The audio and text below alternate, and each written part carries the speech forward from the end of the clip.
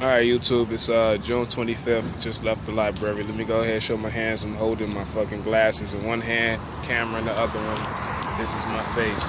Okay, basically picked up at this guy Taj that she was mesmerized by.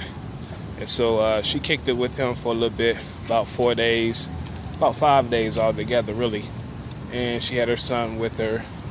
And on the 5th day, she left because, you know, like I said, the guy, Taj, he had to move out.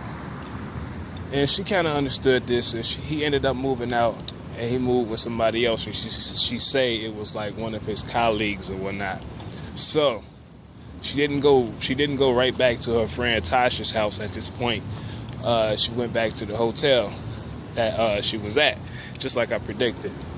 So she's sitting in the hotel, and well, actually, right before she went back, you know, she didn't have that much money to go back in the first place. She had enough for like 1 day, so she called a couple of her friends back. One, her spiritual guide, Deneen, and Deneen, you know, gave her enough money for 1 day. Then she called another buddy, somebody by the name of Chris. I'm not sure if Chris is the same guy that's related to Rohan or not. But that person had gave her enough money for a day to stay there as well. Remember, she left Taj, so being that she stayed with him for about a week almost, she was now like 2 weeks away from receiving her check, her residual check. So she called both of these people, and they paid for like a day each. And then, of course, she had money out of her pockets as well. So she was there, and she had like 4 days. About 3 or 4 days left to wait for her check. So she's sitting up in the hotel, and she's making calls every single day because she was kind of like, you know, anxious to receive this check or whatnot. So in the midst of her being in the hotel, as far as like that guy Taj, you know, she said they were still seeing each other, you know, sending text messages and basically still communicating with each other. So, oh yeah, and then she brought up Bruce. You know, she did say, like, you know, she was still trying not to exchange any sexual favors with him, so she tried her best not to contact with him. The check that she was going to receive, that she ended up receiving, was about $11,000 eventually. So, you know, being that she was kind of waiting for this, she at the hotel or whatnot, and then, let me see, as far as Taj...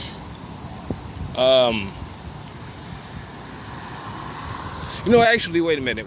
Right before this, right before she ended up at the hotel,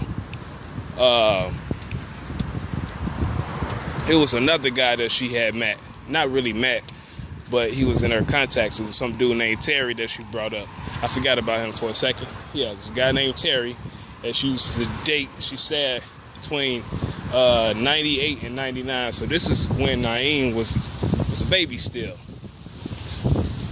She knew him ever since at the time he stayed in Phoenix, Arizona, which is where she was at. But then he moved to, you know, just like she moved, he moved to LA, Los Angeles, around 2001. And she said from that time she knew him, you know, ever since then, but, you know, they talk sporadically, as she put it in her book. So she decided to give this guy a call. When she gave him a call, you know, she let him know about her situation, and he invited her to go ahead and stay with him, or at least lay on the couch, you know, the laid out couch in the front room. So she did this, and, you know, he had a girlfriend, as she pointed out. And, you know, as far as like his work schedule, he'll work from, he had a weird schedule. I think like, basically, second shift, almost. Probably a little bit more than that, because she said he'll go to work in the evening, and then he'll come back like in the morning. So that's what, second, mostly third, but you know, part of like a second shift as well. But she stayed at his crib for about like 4 days. Then on the 4th day, you know, he sent her a text message, and he was like, "I'm sorry, but you know, you only could be here for like a day and a half. You could stay the rest of today, but then tomorrow you'll have to leave before, you'll have to leave midday tomorrow, but you'll definitely have to be gone by the time I get off work. So, in her book, she pointed out she knew what that was about because he had a girlfriend. You know, she said she felt like, you know, he told his girlfriend about her, and his girlfriend got a little jealous because the excuse that this guy used is that, you know, this person was going to move in the crib with him. Either this person was going to move in the crib with him, something like that. But basically, he let her know she had to leave. But she knew that was just, you know, because of what his girlfriend felt. She said she didn't put up no argument. She was like, okay, that's fine. She packed up her stuff, or she got her kid and she left. But, you know, obviously she had some type of resentment behind this, because even though she didn't put up an argument, she said, you know, she ended the friendship from that point. You know, not the words she used verbatim, but that's basically what she said. So she did feel some type of way, even though she didn't, you know, put up a fight against, you know, what he said that she had to do. So that's when she left. When she left, she had to realize she didn't really have no place to stay. This is when she pointed out that she was homeless again. So her and her son, that's when they were sleeping in the car, I think she said. They slept in the car, but eventually that's when she went through her little phone books, and that's when she got the number, or not the number, but the money from Deneen, and then this person named Chris. And of course, she had, like I said, she had enough money to stay one day there. So she goes back to the hotel or whatnot, right? So by this point, she only got like I said, about 2 weeks left for her to receive her pay. So it is still September. She continued communicating with that guy, Taj, as I pointed out. Now, September 19th, this is a little later. Well, not really later, but she said she found out about Aaron not working for this acting gig no more, this soap opera. And she said what happened was some lady named Jillian Bowie had called her. And she was like, you know, how is Aaron dealing or coping with his loss of his job? And so she putting everything together in her head, and she figured like, oh, okay, that makes sense. That's why he tried to get back with me, because he felt like he'll need me because of this, which is what I agree with. So let me see. I think after that, fast forwarding, basically October the 4th, that's when she received her check. And it was like I said, $11,000. So she felt like, okay, that was the remedy to her whole situation. But then she took it to mind the fact that she still had bills to pay. And, you know, it'll kind of like, as far as she used the term dings, she had dings on her credit card that she'd have to pay for as well. So she took all that into mind, and she knew that it would affect her as far as trying to get like another place to stay, like another apartment or whatever. So, let me see. If I forget something, I'll go back to it. So going back to this guy, Taj, right? So, you know, they communicating still, and of course she pointed out, you know, her admiration for this guy and how she liked him and shit. She basically revered him. You know what I'm saying? Like, even though I'm looking at it like, damn, they ain't really have been together that long or been talking that long, only a month. You know what I'm saying? I'm looking at it more so like, what you call that?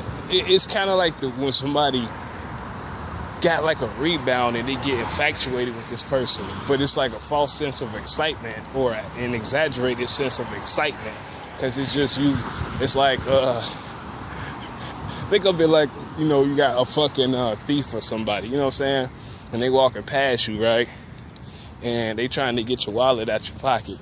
So, and then walking past you, they do something to distract you. Maybe they may have somebody bump, like say your wallet is on your fucking left side of your pocket, your back pocket.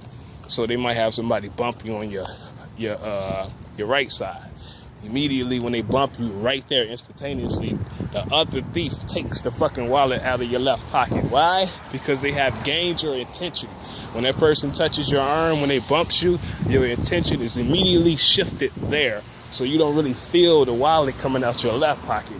That's kind of like what this is when I say like a some false or an exaggerated sense of excitement as far as like a rebound. Because all this shit that she was going through emotionally, this guy brought some type of excitement. So she kind of like prolonged that mentally in her head and put too much into it. That's how I'm looking at it.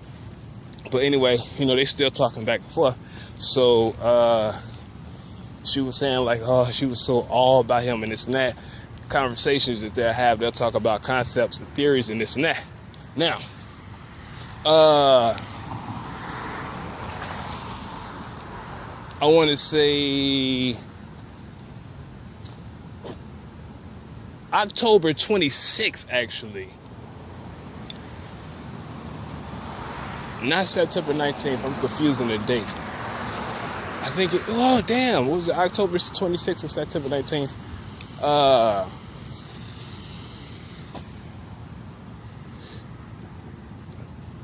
Because as far as like the date when she found out about Aaron losing that job, I'm thinking it was October 19th. I mean October 26th. Or I'm confusing that with something else, because something happened September 19th as well. It don't matter. Anyway, so yeah, her and this guy had these conversations back and forth, right? So by the time November came, you know, she pointed out like, you know, they got real passionate with each other as far as these conversations. She was saying like they'll be kind of shy around each other's, but you know, when they got a little bit more intimate, physically speaking, that's when they'll get a little bit more passion. But then she said the conversations that they had, these intellectual exchanges, equal the passion that they showed for each other's physically. But it got to the point where, you know, they'll end up kind of yelling at each other a lot, especially from his side. So one day, you know, she's sitting on her bed, right? And this is in November, early November. She's sitting on her bed in the hotel. And, you know, they talking, but she said she forgot what the whole conversation was about. But it turned into a fucking argument. And he hurt her feelings because in the midst of them arguing, he was like, you know what, you think you all that when you ain't really shit. You know what I'm saying? But you a fucking loser. That's what she said. She said he called her a loser. He was like, you ain't nothing but a fucking loser. The only thing that you have done or accomplished is writing a book and you think you all that. That hurt her fucking feelings. And she said she was a geek, meaning her mouth was like open, like she was, like her womanhood got insulted. You know what I'm saying? Her, actually, not just her womanhood, but her whole being got insulted. She lost her breath for a second. Instead of her like getting all goonish with dude back, she was just like, you know what? I think we need to get off the phone. And they got off the phone. Now, I want to pause right here for a second because this is a thought that was going through my head when I read this. I'm like, damn, okay, let me compare that to Aaron and Tanner in order for me to get a hint in regards to what the conversation was about. Karrine seems to have like a, I don't want to say a flip mouth, but you know, she probably could get a little sassy with the words, but I think some of the dudes that she dealt with probably didn't know how to refute her shit right. You know what I'm saying? Like, okay, let's go to this Aaron guy. You know, not trying to diss him and shit like that, but you know, she'll say little stuff to him and call him a black this and black that. Just like when the day that they was moving out, or she was moving out of her apartment, and he wasn't doing too much to help, and she called him a black something shit, or told him to help and stop being a black such and such. You can't remember the exact words. He got mad and punched the cabinet, you know what I'm saying? And as well as other arguments that they had before that, just like, for example, in the club, you know, in 2007, they was in the club and shit, and they was talking about music, and he got to dissing Lil Wayne, and she defended Lil Wayne. He got pissed off, he walked off. You know, she walked up to him, slapped him. Eventually, that turned into a fight. Little stuff like that. Or like the guy Tanner. You know, how she, you know, even though she called him a bird and shit, how she pointed out, like, they'll get into conversations. And then, you know, he'll disagree, but he'll get real extra with them shits. You know what I'm saying? Only thing he wouldn't do is fucking swing at that moment. So, and me considering the other interviews, you know, that I watched from her. I'm paying attention to her little being and how she operate. I'm like, shit, it sounds like whoever this guy is, Todd, and she did say he was smart and all that type of shit. And also mentioning Nigel, how she said he wasn't really that smart and all that type of shit. And then like another hint as far as like Bow Wow, she felt like he was a little immature, that dominant aspect or factor. So I feel like as far as this guy Todd, hey, he probably was whatever that they was talking about, obviously it had to be something intellectual, but he probably had some meat, he had something to bring forth to the table. She probably was, had something too, but she probably was so like sly with it, it was pissing him off. So he got mad and he insulted her, hit her with some personal attacks. And what he said struck a nerve. That's what I think happened. She get off the phone, and that nerve that he struck fucked with her for the next week and a half, for about 10 days, as she pointed out. So she was talking about like she was catatonic. She was laying in the bed, she barely can move and this and that.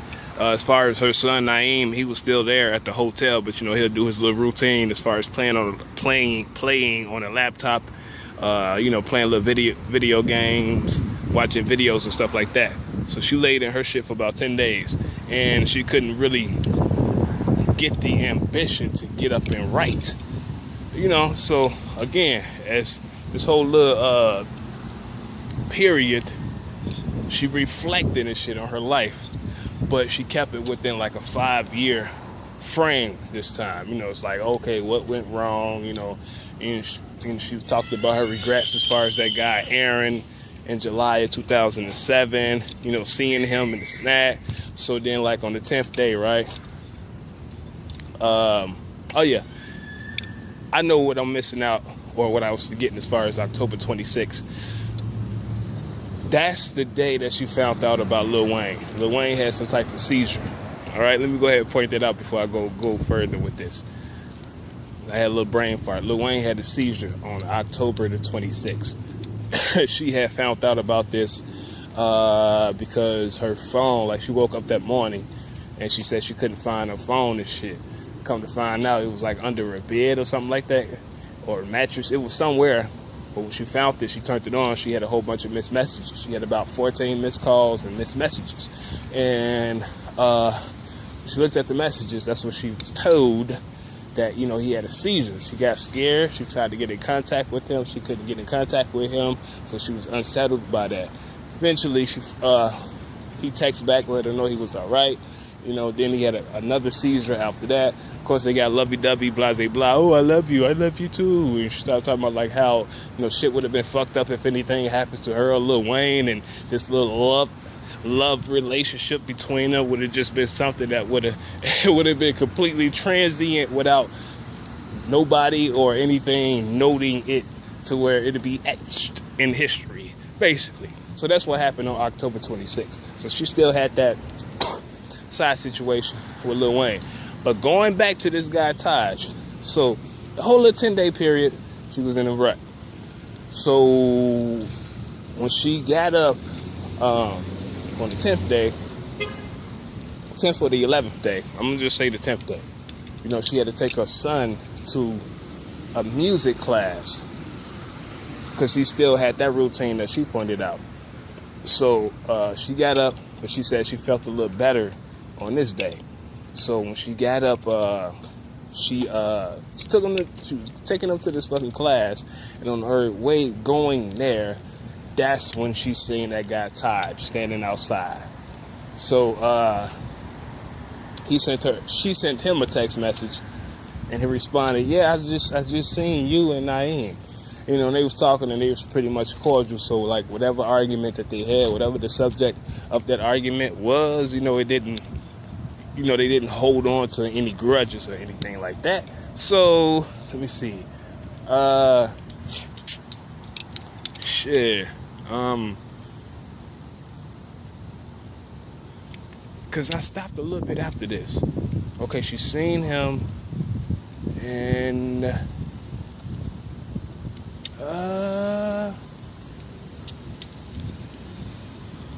Yeah, I think that's pretty. Oh yeah. She's seen him. You know what I'm saying? They got cordial. Like I said, they rekindled their relationship pretty much. Then a little bit after that,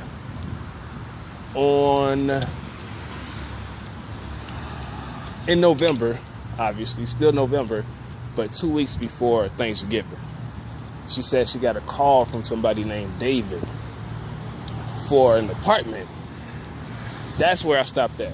She said she got a call from somebody named David pertaining to like an apartment. And it was like basically what she prayed for. That's where I'm at so far. I think I'm gonna stop right there. Not really too much to say.